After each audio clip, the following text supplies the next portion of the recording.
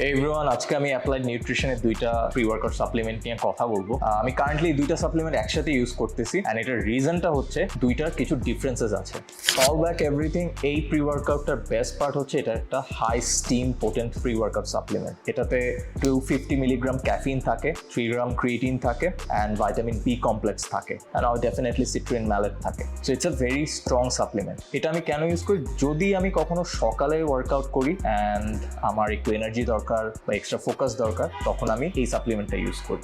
This is called zero stim caffeine free pump by applied nutrition. যেহেতু আমার একটা tight schedule থাকে, মাঝে মাঝে অনেক ওয়ার্কলোড থাকে, সো আমি সকালে ওয়ার্কআউট করতে পারি না, তখন আমি রাতে ওয়ার্কআউট করি। নন স্টিম প্রি ওয়ার্কআউট হচ্ছে আমার জন্য তখন বেস্ট চয়েস, বিকজ এটাতে কোনো ক্যাফিন থাকে না, সো এটা আমার স্লিপকে কোনোভাবে ইন্টারাপ্ট করে না। এই সাপ্লিমেন্টের বেস্ট পার্ট হচ্ছে এটাতে এল-আর্জিনিনের একটা মডিফাইড ভার্সন থাকে, যেটাকে আর্জিনিন আলফা কিটো গ্লুটারেট বলা হয়। এটার কাজ হচ্ছে ফোকাস ইনক্রিজ করা and also extreme pump and vascularity experience করা। সো যারা extreme pump and vascularity improve করতে চায় অ্যান্ড অবভিয়াসলি যারা লেট নাইট ওয়ার্কআউট করে, রাতের স্লিপটাকে ঠিক রাখতে চায়, ডেফিনেটলি তারা এই প্রি ওয়ার্কআউটটা সিলেক্ট করতে পারে।